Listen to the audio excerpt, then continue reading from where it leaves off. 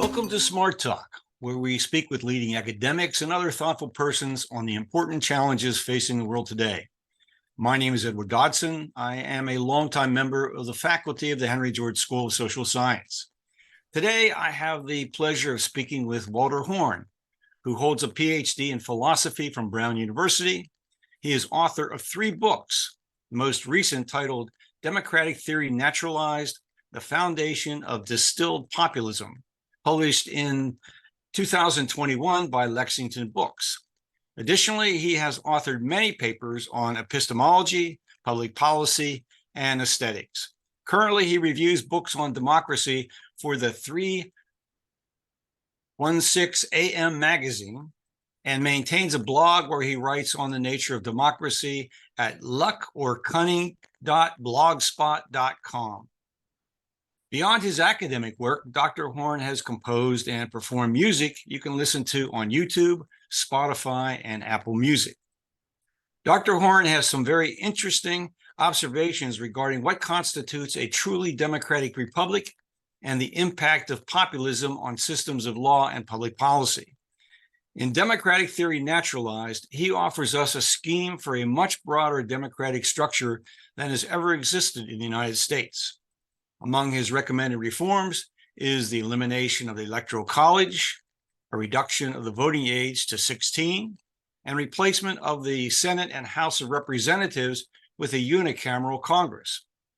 I'm sure that in our conversation, he will explain to us why these reforms are so important and offer additional ideas to expand democracy by what he calls distilled populism.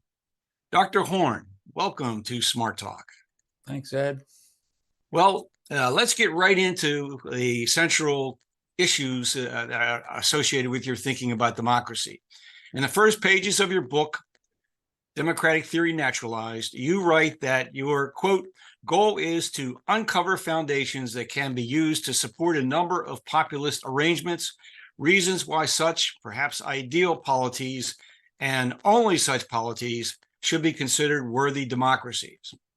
So a good place to start our conversation is to ask you to explain why democracy requires the existence of populist arrangements. Well, the idea of populism, as I understand it, is, I just mean by it something like radical democracy. And what radical democracy is, it sounds scary, and populism sounds scarier. I know people associate it with Bolsonaro or Trump or maybe even Mussolini and Hitler. But all I mean by it is that the majority will rule, that the minority will have appropriate voice in legislatures and in government, and that the elections are absolutely fair. And we don't have any of those things currently in the US. In fact, I would say that we have never had any of those things. So while things are getting worse, they've never really been very good. We've never had a system where the majority rules, where the minority gets its say, and where all the plebiscites are fairly conducted. So that's what I mean by distilled populism. Those things. Okay. It shouldn't be connected with any thoughts about nativism or right wing or left wing views. It's supposed to just require self-government. And it's important that those who read your book come to that conclusion. After my own reading of your book, it took me quite a while to really understand what you were getting at. And in the world, in our everyday world, except for someone who has been living in the wilderness for the last 30 years, I think any thoughtful person has to be deeply concerned about the deep ideological divide that threatens our basic liberties and the continuing existence of our republic, which is what you've just alluded to. What do you see as the most serious threats we face, and what ought to be done to eliminate them?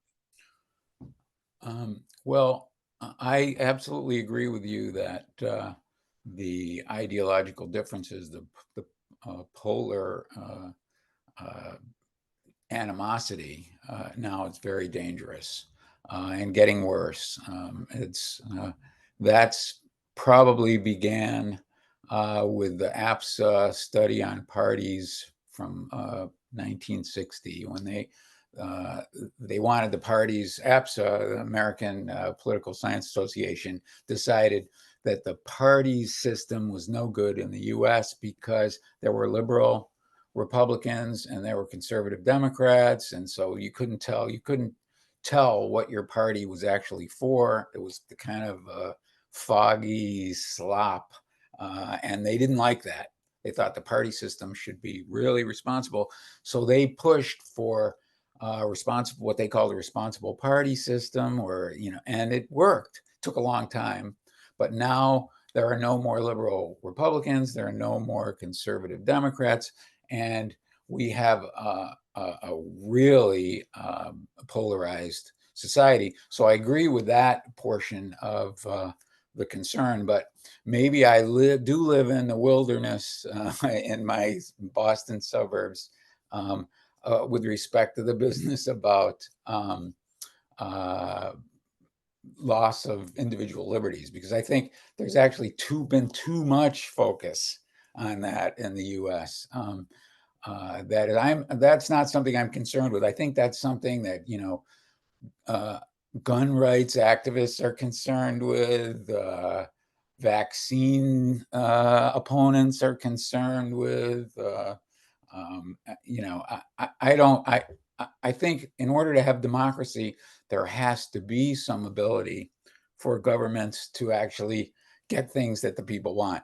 And to the extent that you go too far with individual rights, you can't have a democratic system. So but on the other hand, you do have to have some individual rights. Otherwise, you can't have a democracy. You have to have equal protection. You have to have equal treatment under the law. You have to have freedom of speech. You have to have freedoms of association and assembly. So you have to have political rights. But once you get beyond those, you start getting into areas where all you're really doing is restricting democracy.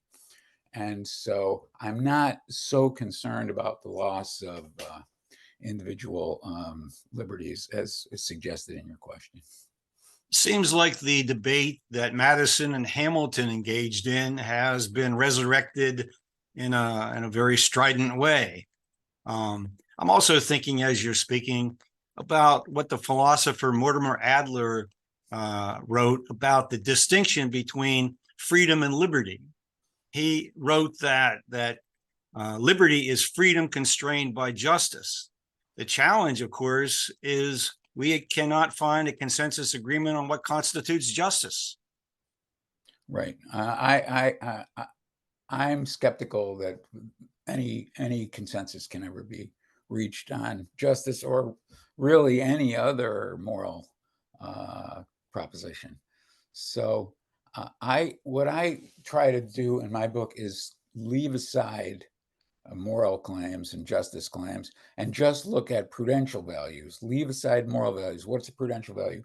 That's to decide what is good for a person, not what's good, not what's morally good or what's ethically good, but what's good for a person or good for a group. And so what things are good for a group or for a person? And if you think about prudential values, think about any kind of values, aesthetic values, moral values, you have to distinguish between intrinsic values and extrinsic or instrumental values. And since I'm focusing on prudential values, the intrinsic prudential value, in my view, is just getting what one chooses. That can cause extrinsic harms, as we know. If a drug addict gets what he or she wants, it might be bad for him or her. So there can have extrinsic harms, but what makes those harmful? What makes the addict's choice harmful is that eventually that's not what he wants. He doesn't want to be addicted. He doesn't want to be, having withdrawal. He doesn't want those things. So when we look at extrinsic values or instrumental values, though they still relate to the final intrinsic values. And in prudential terms, what that is getting what one wants. And so to me, that's the key of what democracy is. So what you have to do in democratic theory is figure out first what it is that's a good. And I say it's getting what one wants, which seems obvious. Again, getting what one wants may not be good in the long run, because it may have extrinsic harms, but intrinsically, that's what democracy is about, getting what one wants. And so you have to figure out what that is. Then you have to figure out how to determine what a community wants. And so you have to figure out how to set up a system of fair voting rights. How you have to worry about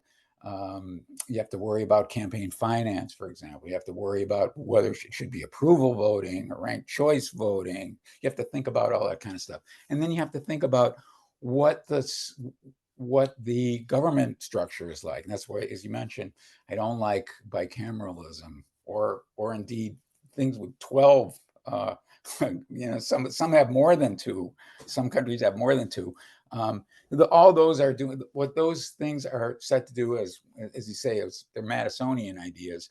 They're to prevent the demos from getting what it wants. They're saying, well, let's think about it. Let's have the Senate maybe require 60 votes to do something, and you got to get it by the House too, and you got to get the president to support it too.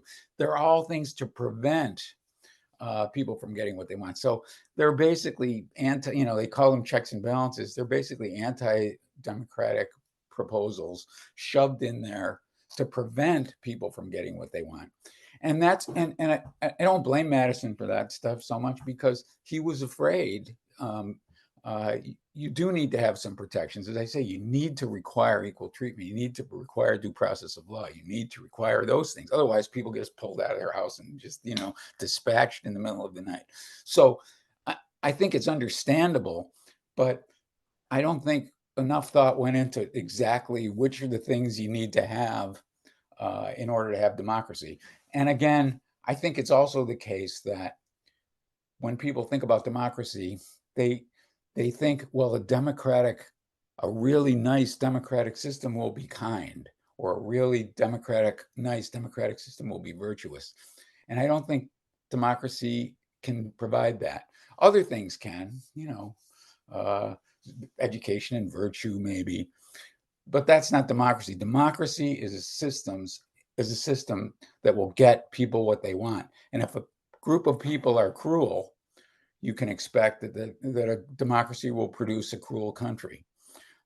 You can't expect it to let's to also make people good. That's not its job. Then what is the recourse for those who are adversely impacted by what the majority decides they want? Well, it's difficult. I mean, again, we have to ensure some protections. You have to have right of free speech. They have to be able to vote for their people, the people that they want. They have to have a voice, an appropriate voice in government, which would be provided, by proportional representation. And so there are certain things majorities can't do to their minorities in a democratic country, but they can be obnoxious. And a cruel people will produce a cruel government. And what's going to fix that? Well, I don't know. Nicer people, better education, but that's not democratic theory. That's we leave that to parents and schools and so, but that's not democracy. And I think I do think that a country might decide, as the Trumpians say, to put up a wall. I think a country that's really xenophobic could well decide to do that. And you might not want to live in that country. Maybe you don't think that's a nice thing to do, to put up walls, but if that's what the people want, they should be allowed to do that. On the other hand, if people get in, if these immigrants or intended immigrants get in and they live there for a while, say a year, they should be able to vote. And if they don't like the idea of a wall, they should be able to vote to get rid of the wall. And that's what's required by democracy, that the people who are living in that jurisdiction have a say, and the appropriate say. What about at the individual level? I mean, Madison, for one, was a great defender of meritocracy, but he believes strongly in meritocracy based on individual demonstration of competency. And so we have that as a beginning, for society to come together based on, do we feel that others are competent to participate, and what criteria ought to be put forward as a demonstration of competency?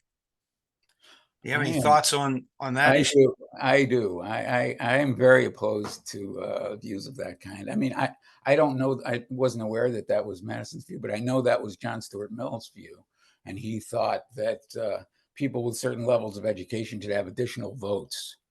That view, it's called epistocracy. That it should be ruled by the wise, and maybe it goes back to Plato. And I am very much opposed to that. I think it confuses what democracy is about. In philosophy, they talk about, in political philosophy, some philosophers view elections as truth tracking, so that if lots of people vote for something, that it's likely to be true or good.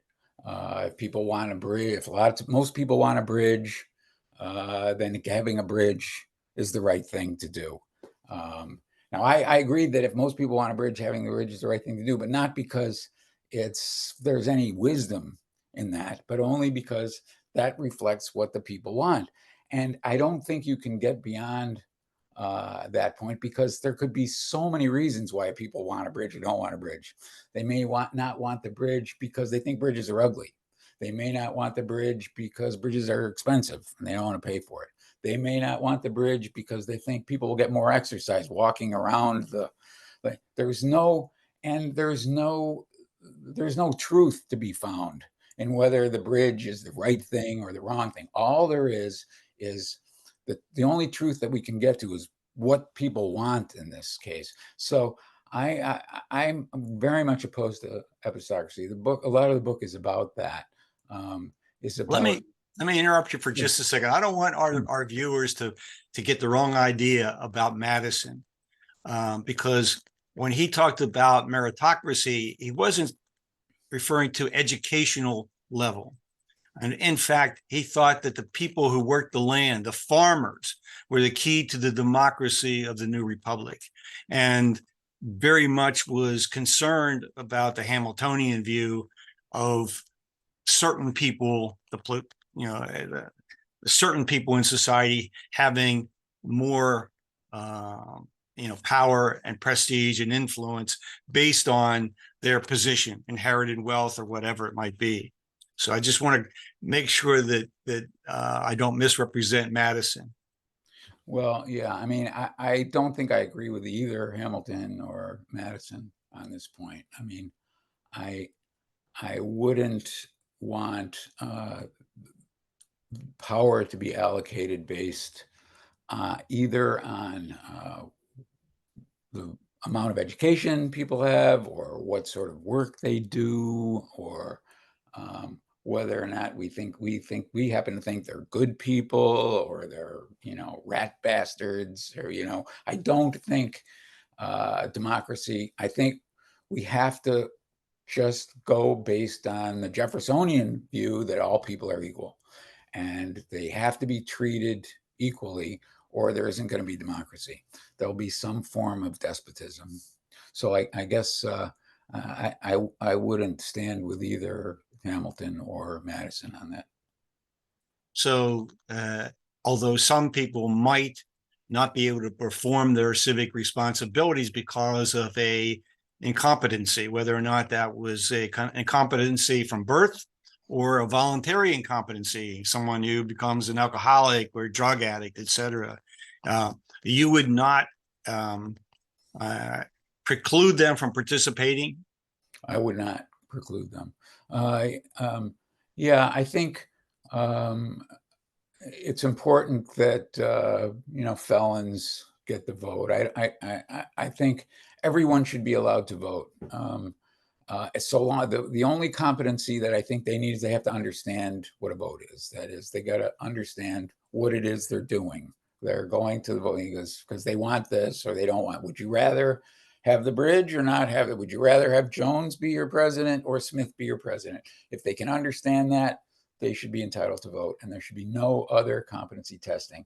I put the age at 16 because I think that's at the point where there's a big jump, roughly, somewhere in the mid-teens, there's a big jump in that level of competency.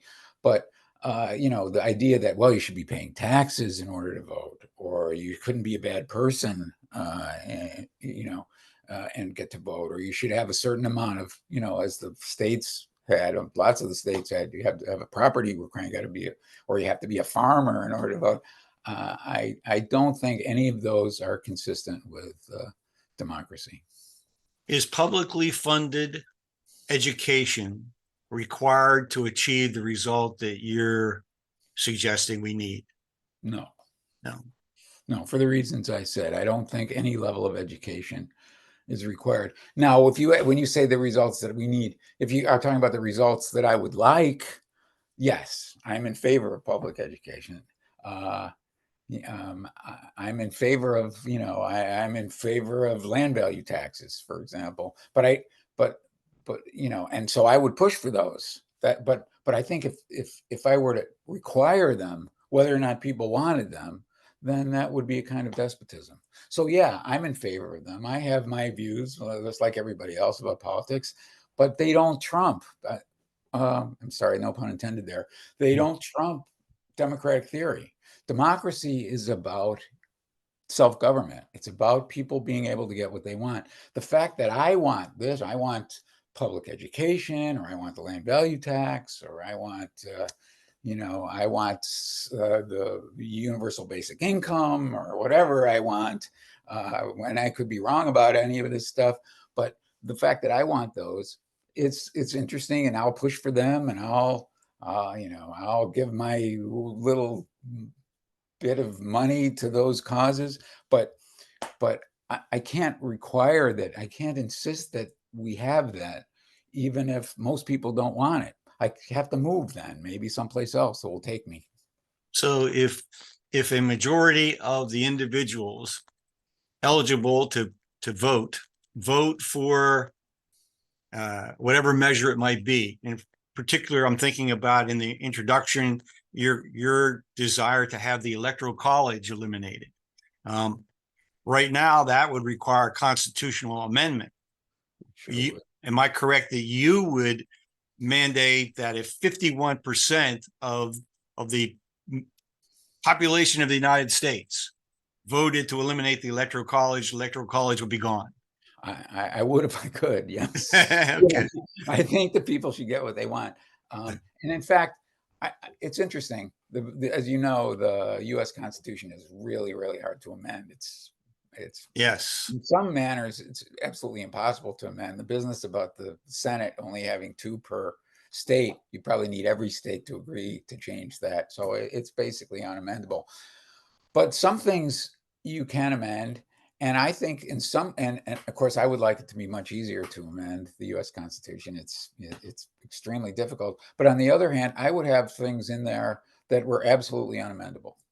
So as you say, if 51% of the people want something, I don't think you should be able to amend the Constitution so it's not a democratic site.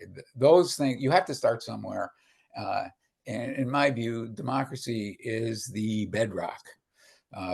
Otherwise, we don't have self-government. So I would make up, there are a few items, the ones that I mentioned earlier, about fairness and getting, figuring out, getting minority voice, getting majority rule, Uh, and some of those things are inconsistent with electoral colleges and, this federalism of the kind that we have in the U.S. I wouldn't make those amendable at all. So I want democracy, but not in the matter of eliminating democracy. Then there's no point. So there are some items that I would make not. I take it we could amend the Constitution so that women can't vote anymore, or that blacks can't vote anymore. That the Constitution is so amendable. I mean, to me, that's just disgusting. So I want a much more easily amendable Constitution, but I would like to have a certain batch of things in there that are just beyond reach. Democracy, as practiced, could yield unjust outcomes. Absolutely.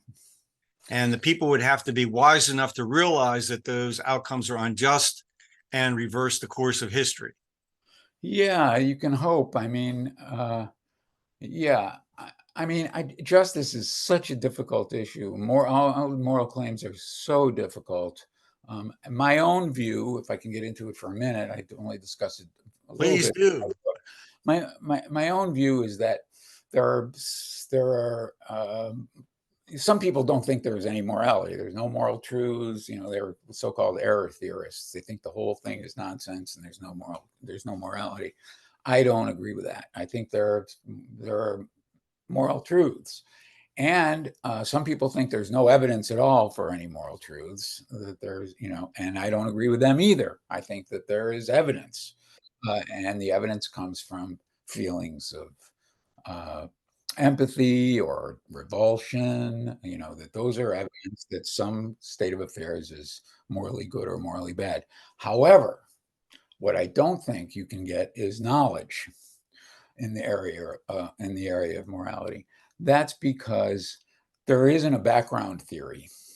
And let me explain what I mean by that. In the case of why do I think that there's a couch in the room that I'm sitting? Well, I have the same thing. I have evidence. I think there's truths. So why do I think that there are couches, but I don't think that I can, and I think I can know that there's a couch there, but I don't think I can know that killing, that eating cows is bad or something like that. The difference is that we have a scientific theory that kind of explains, that items hit me, my eyeballs, and there's a science, there's a scientific theory which has been confirmed, which grounds the evidence and the truths. Whereas in morality, there really isn't that. Some people have some theories, hedonism or utilitarianism, but there's such grave objections to those views, so that you're just left with intuitions. You're just left with, well, this seems like it's really bad.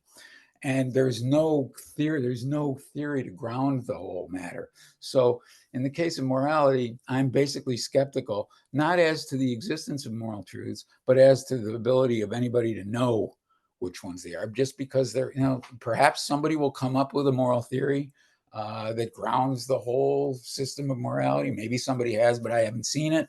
I don't think so. But to my way of thinking, we can have much better luck with prudential values, that is what's good for someone, than we can with moral values, what's morally good or what's just. I don't think you're going to get knowledge on that front. So again, we have your views and my views, and we may be right and we may agree. I know we agree on a lot of things. I've known you for many years, and I know we agree on certain things. But that, I think, is insufficient so yeah, democracy comes first, in my view. I'm reminded of what Descartes left to us, and he said, "I think, therefore I am." And we, unique among the animal world, have the ability to contemplate our actions before we act. We can think in advance of what the outcome of those actions is going to be. Is that not inherently knowledge? and inherently an instinct toward a moral sense of right and wrong. Well, I think Descartes was probably right about, I think, therefore, this cogito. I don't, in order to get to moral truths, he appealed to God. And so he has an ontological proof of the existence of God. I wouldn't go along with him there. But I'm okay with the cogito. Well, let's go off in a little bit of a different direction now. I take it that you agree with the analysis of the political scientists who warn that the money interests, the corporate as well as others, dictate the direction of public policy. So the question is, have we passed the point of no return, or is there still an opportunity to reverse the course of our history in favor of actual equality of influence over our socio-political arrangements and institutions? That's a good question. I think it's not impossible, but I don't think in my lifetime we'll see a reversal, because the court is so filled with this U.S. Supreme Court is so filled with justices that agree with Citizens United, for example, and Buckley v. Vallejo. I don't see that happening. Uh, uh, I don't see a sensible reckoning in my lifetime. Not the way power is divvied, where the Supreme Court has so much power. Nobody can do anything. Congress can't do anything about this. You'd need a constitutional amendment or lots of new justices to overturn those. In my book, I just point to one thing which I think would have a beneficial effect, and that is one small portion of the fairness doctrine, the old fairness doctrine, which was originally put in place in 1949 and then slowly, went into desuetude over the next, 50 years. But there was one provision in there. It was called after Nicholas Zappel, who was the lawyer who wrote it for the FCC. It was called the Zappel Doctrine. And what that required was that during elections, which in the U.S. is always, I guess, if a broadcast outlet had someone other than the candidate pushing that candidacy, that all opponents would get equal time at the same cost. I think, that wasn't liked by broadcasters. They thought it was onerous, it was costly. But I think the result, and they thought it would be damaging to freedom of speech and so on, I think it would pass constitutional muster. And my sense about the campaign ads is that they're not providing any real information. Anyways, it's mostly propaganda and disinformation. So if there were to be less, and because the broadcasters would not then run ads because they didn't want to run ads for their opponents, the American people probably benefit from that. But if they did continue to run ads, you'd hear from all the parties. It wouldn't apply to ballot questions, for example, or general political discussions. But it wouldn't apply if the candidate, him or herself, were to go and talk about their candidacy. But it would apply from any group or person pushing the candidacy of one candidate. Everybody else would be entitled to equal time. And I think that would pass constitutional muster. And I think it would be beneficial, but it certainly wouldn't undo the harm that the courts have done. Yeah, you ask a very good question. I doubt there is much that can be done given the present constitution of the U.S. Supreme Court. What about the role of the media these days in at least fairness in dealing with the issues that we face as a civilization? Do you get a sense that any part of the media is doing an acceptable job in presenting factual analysis that's balanced?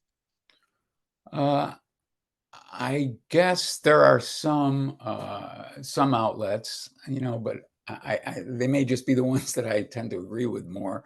Um, I think some outlets are better than others, and they tend to provide more balanced views.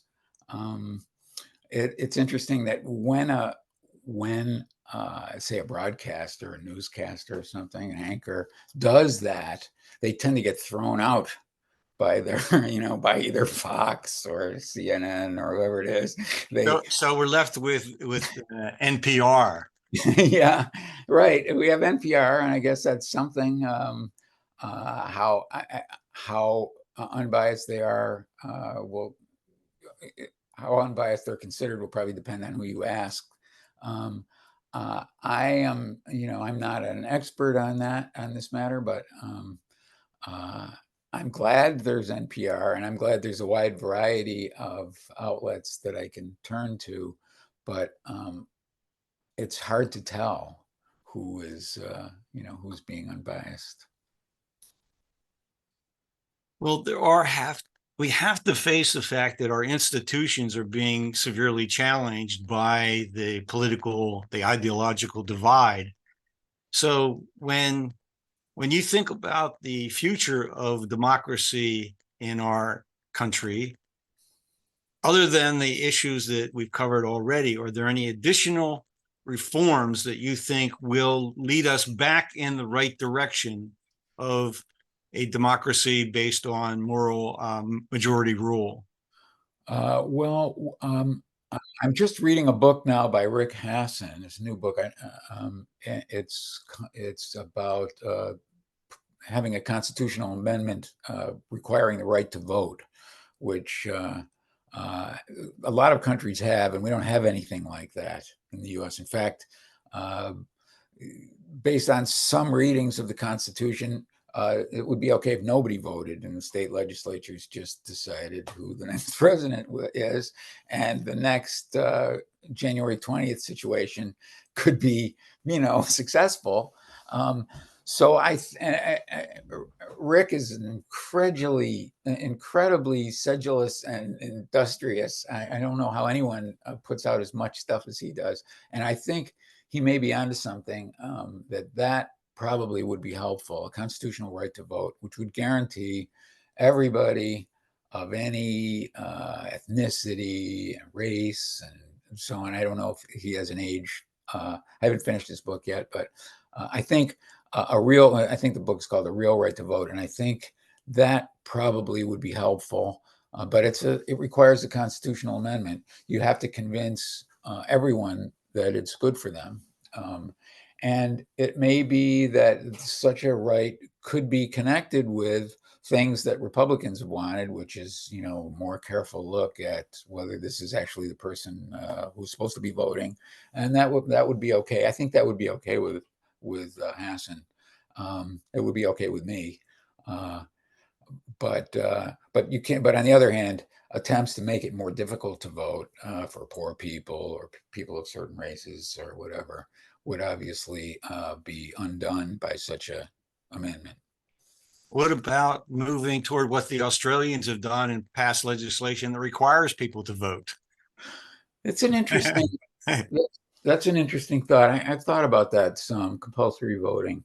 Um, I My first thought was that indifference is indifference. So non-voting provides some information, and so it's not such a it's not wholly good to require people to vote because um, you lose that information of people who don't want to vote. But if you always allow for abstentions, um, then you could require people to vote and and still find out that people don't care. They'd be So willing to pay for to pay a penalty rather than vote. yeah, and they may be willing to pay a small penalty. I don't think it's a terrible idea. In the past, I think in my book, I say, well, I like the idea of getting that information, but I hadn't thought that you could require abstentions in every. Uh, and so um, it might be. it might not be it might not be a bad idea, and I think it's consistent with my views about democracy.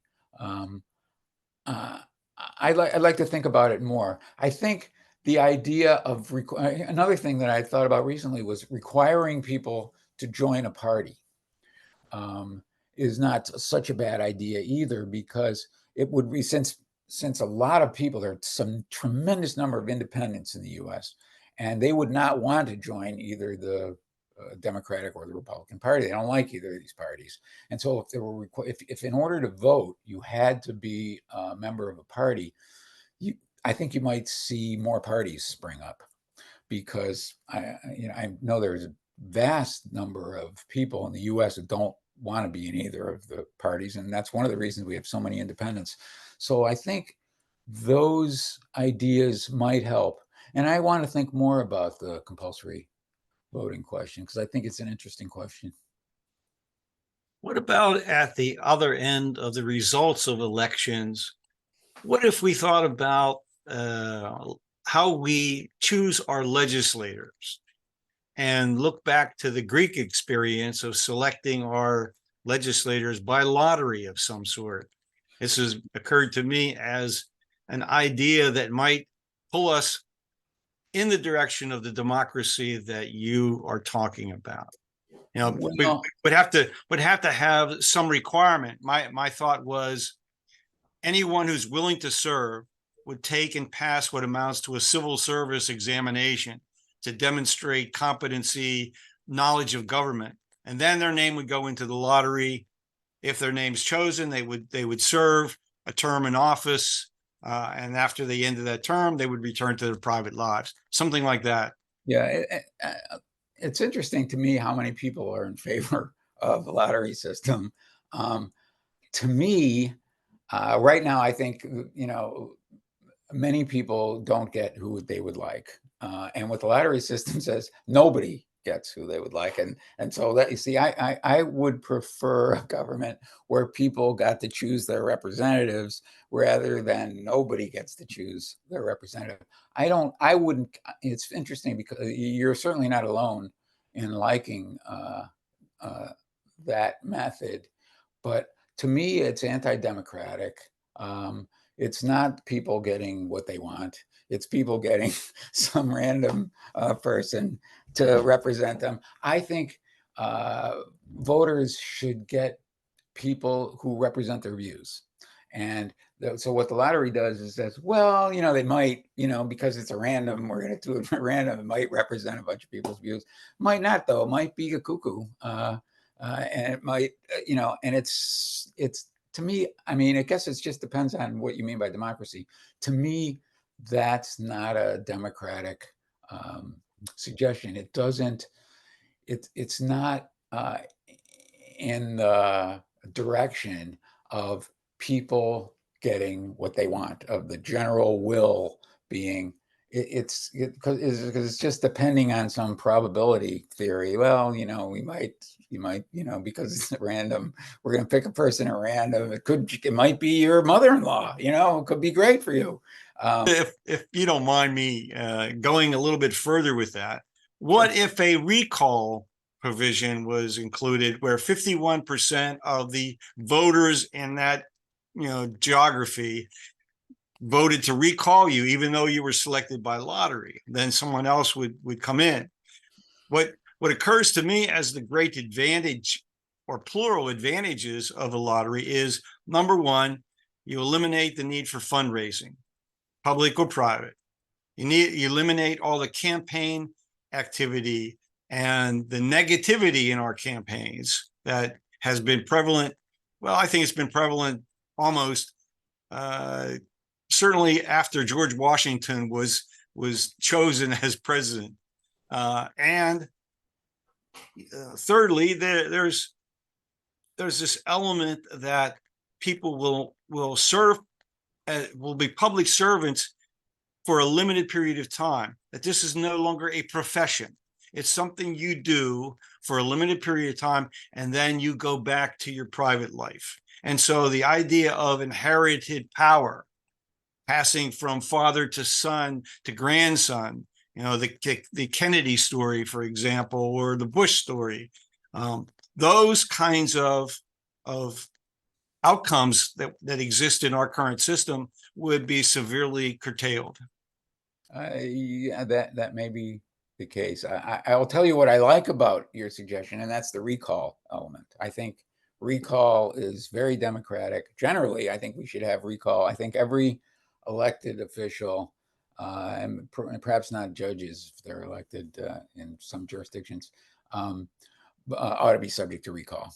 So I'm very much in favor of recall. But you see, recall is I like recall because it's democratic, right? And I like and in fact I don't like even I know people like term limits for the reasons that you mentioned. They don't want the people to stay in. It's hard to get rid of incumbents.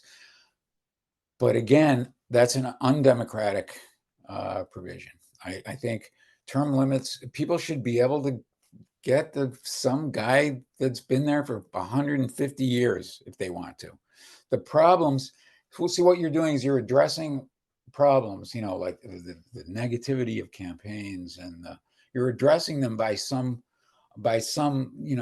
mechanism, because you find yourself unable to, because we find ourselves unable to fix them in a democratic system. So you say, well, we can't fix this. We have these horrible elections. There's all this money being spent. There's negativity in campaigns, and we can't fix this. Or there's people being reelected and reelected and reelected, and they're terrible and they're old and but they just keep getting reelected, and we can't fix this. So I know what we'll do. Let's give up on democracy. Let's not have people choose. We'll do it we'll have a machine pick a person. And so we won't have democracy, but we will get rid of all this stuff that we don't like about democracy. I understand that. I agree with you. Those are bad things, but I don't want to give up on democracy. I think it's better to keep trying to have self-government. I don't think a lottery is self-government. It's sort of government by machinery.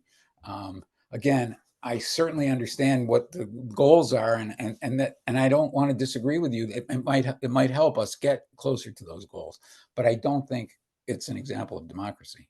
But I gather you would agree that probably with Winston Churchill when he said democracy is the worst form of government except for all the others. The others. I guess that's it.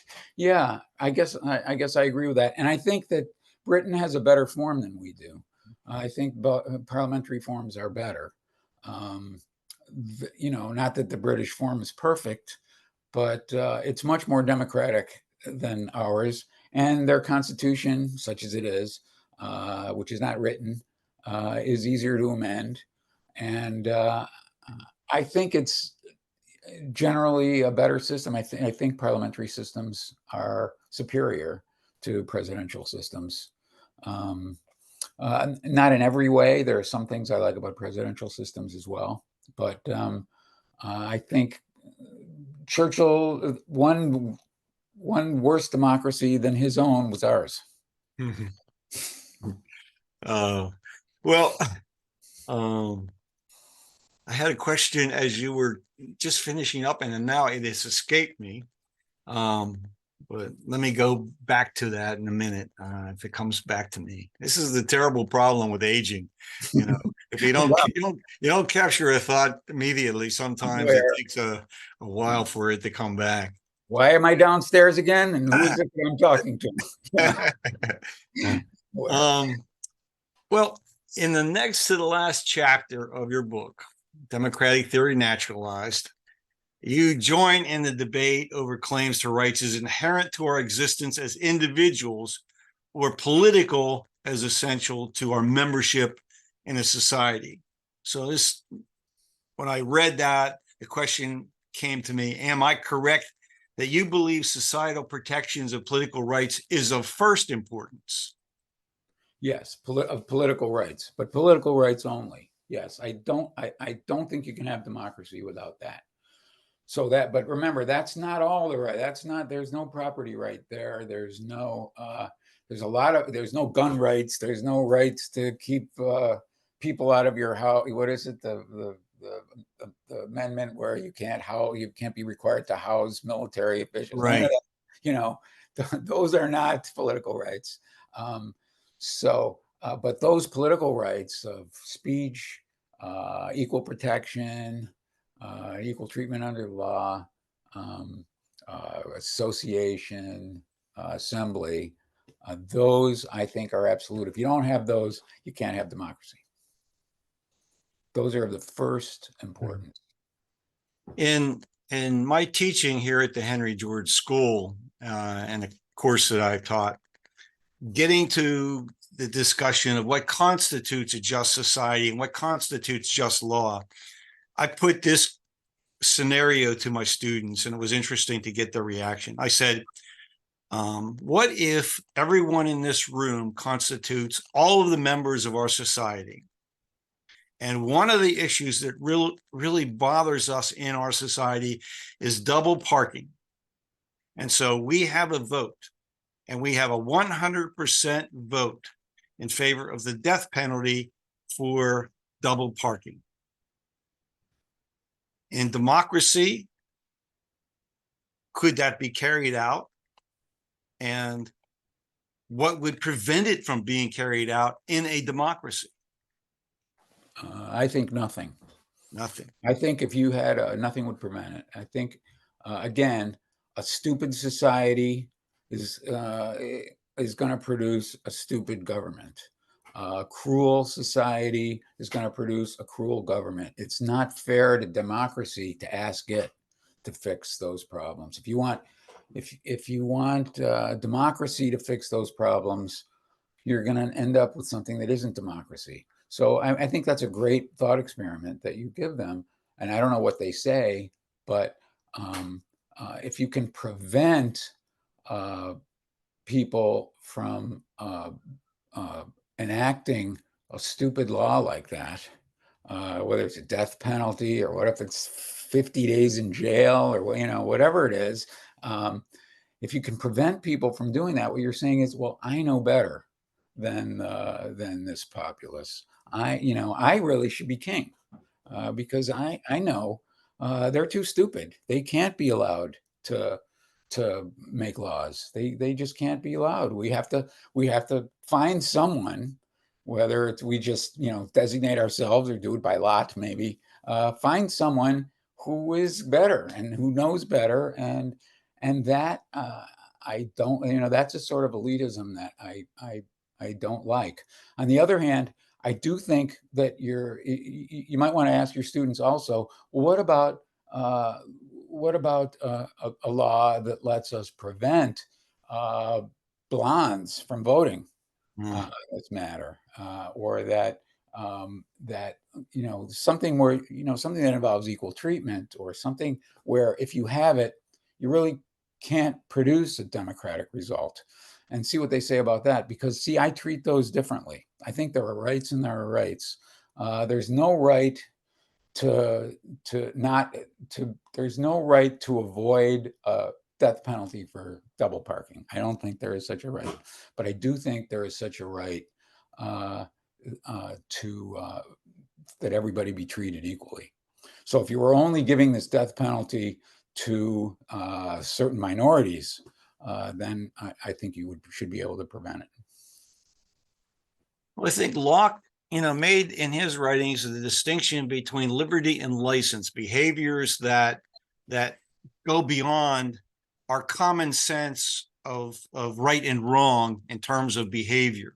And he said those are behaviors that go into the realm of license, where we exercise license to hurt someone else, take someone else's property, in some way violate the liberty of others. And I've always thought that suggests that we are born with some imperfect moral sense of right or wrong, that perhaps this is biologically inherited. I don't know that for sure, but I wonder if our instinct to cooperate comes from this inherited moral sense of right and wrong. And then it's up to our societal relations, our family relations, our community relations, our larger societal relations to nurture those constructive behaviors. You may be right, and I hope they get nurtured. I mean, I wouldn't like to live in a really stupid or cruel country. I hope you're right. I don't know that there's been, um, you know, appropriate evolution on that front, but maybe there has. Maybe things are better as a result of this biological trait. Yeah, as I say, I wouldn't want to live in a cruel democracy, and to some extent, I think I do now. But I don't think, again, I don't think it's democracy's obligation to produce virtue.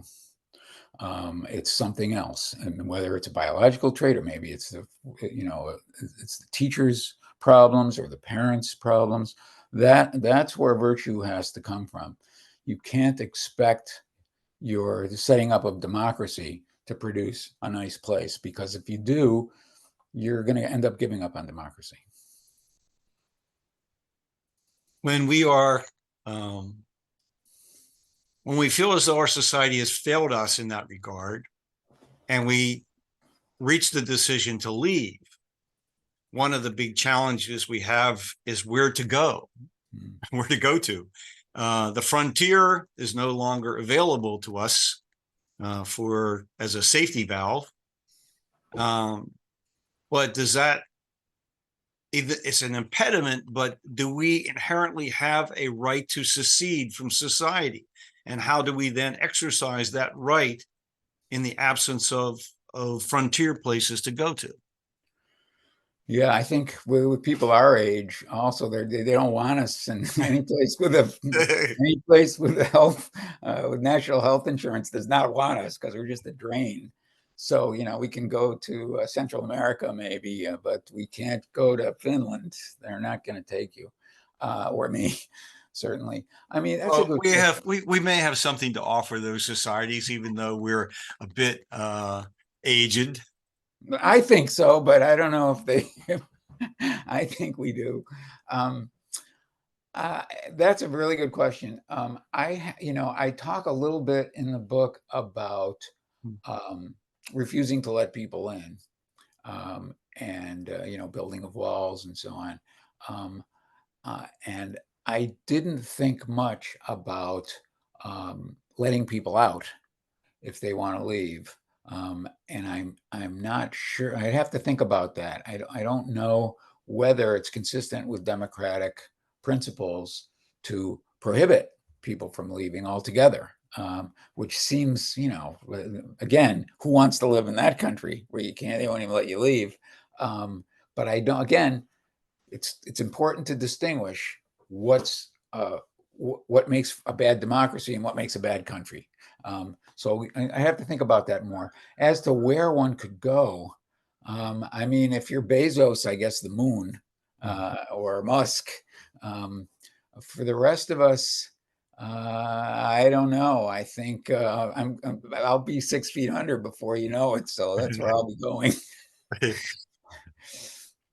Well, these are really deeply penetrating issues for us to think about.